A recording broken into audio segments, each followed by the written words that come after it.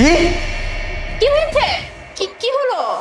না, ওই অফিস থেকে একটা কল আসছিল, বলতেছে আমি নাকি কি একটা পেপার অফিসে নিয়ে যাই নাই, সেটা আর কি খুঁজে নিয়ে যেতে হবে। পেপারস নিয়ে যাও না? তুমি তো সবসময় সবকিছু সাথে নিয়ে যাও। হ্যাঁ, আমি হয়তো বাই মিস্টেক ভুলে রেখে চলে গেছি।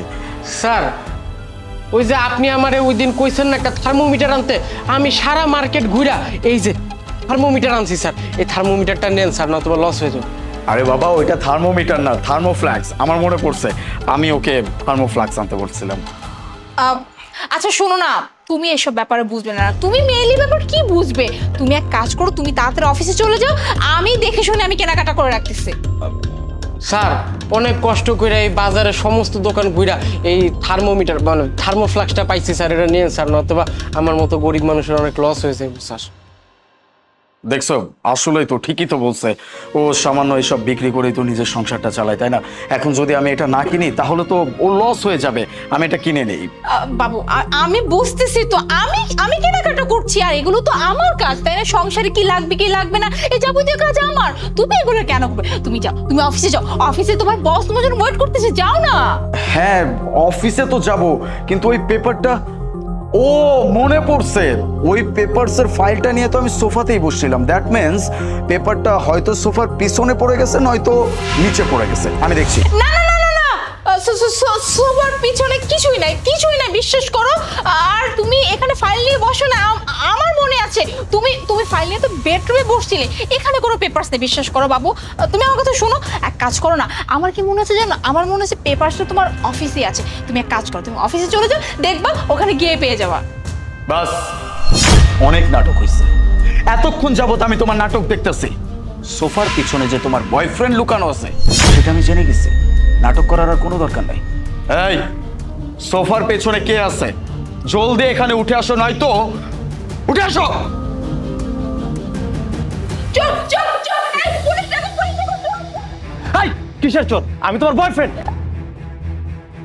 বিশ্বাস করো, আমি জানি না সে কিভাবে আসলো ভিতরে, কোথা থেকে আসলো, সোফার পিছনে কি করে গেল, আমি কিচ্ছু জানি না। বাস, চুপ করো, অনেক হয়েছে ভাই।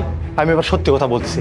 হ্যাঁ, আমি ওর বয়ফ্রেন্ড। প্রত্যেকটা দিনও আমাকে এই বাসায় ডাকে, বুঝতে পেরেছেন? এই বাসায় ডেকে নিয়ে এসে বাসায় সব কাজকর্ম আমার দিয়ে করায়, বুঝতে পেরেছেন? আর যে ছাদ আছে না, ছাদের জামা কাপড় আমার দিয়ে আনায়, এই বাড়ির সকল কাজকর্ম আমার দিয়ে করায়। ভাই, আমাকে পাগল হয়ে গেছে, বিশ্বাস করেন ভাই। আমি এরকম গার্লফ্রেন্ড দরকার নেই আমার, আমি এরকম সম্পর্ক চাই না ভাই। ভাই, আপনি ওরে পুলিশে দেন, পুলিশে দেন ভাই। ওর মতো ভাইয়া দরকার নেই আপনার, ওর মতো আপনার প্রয়োজন নাই ভাই। ও একটা হোল্ডিংয়ের টাইপের মেয়ে।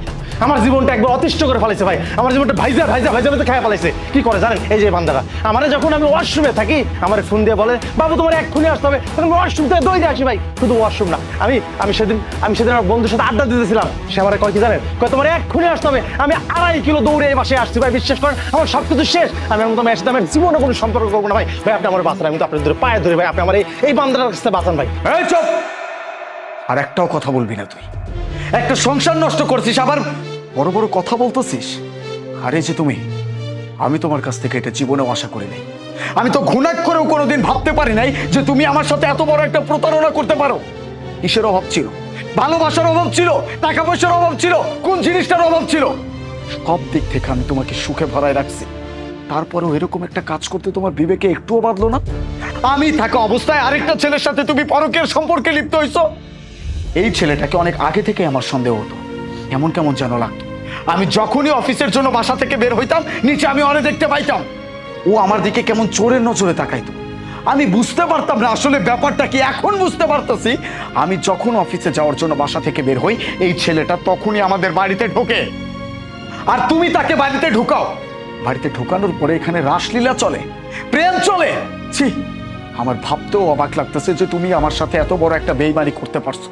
যাই হোক, এত বড় বেইমানি তো করে ফেলছো। তোমার মতো মেয়ের সাথে আমি আর সংসার করতে চাই না, তোমার সাথে আমি আর সংসার করব না। স্যার, এই পোলারের এলাকার মধ্যে কে না চিনে এত একটা লাফাঙ্গা পোলা? স্যার, ওই আপনাদের এই বিল্ডিং এর যে 3 তলার যে ভাবিটা আছে না, হের লগে কিছুদিন আগেও এই শারীরিক সম্পর্ক করতে গিয়ে এলাকার মানুষজন সবডি মিল্লা কি যে উদম মারা মারছিল হালারে। এরপরে কি হয়েছে জানেন? পুলিশ ধইরা নিয়ে পরে ডিম থেরাপি দিছে। এটাই তো এই হালা। এই তোদের মতো কিছু ছেলেদের জন্য আমাদের মতো সোনার সংসারগুলো ভেঙে যায়। আসিস একটা মেয়েকে তোদের প্রেমের ফাঁদে ফেলিস, তারপরে সেই মেয়েটার সাথে ফষ্টি নষ্টি করে সেই মেয়েটার সাথে মজা নিয়ে তাকে ছেড়ে দিয়ে চলে যাস। দিন শেষে কি হয়, সেই মানুষটার সোনার সংসারটা নষ্ট হয়ে যায়। তোকে তো আমি এমনি এমনি ছাড়বো না। আর তোকে অনেক ধন্যবাদ ভাই, তুই আমাকে সব কিছু বলছিস। তুই যদি আজকে আমাকে না বলতে তাহলে হয়তো এটা আমি আজীবনও ধরতে পারতাম না। তোমার ব্যবস্থা তো আমি বাড়িতে এসে করবো, আগে ওকে নিয়ে থানায় তো চাই। চল চল।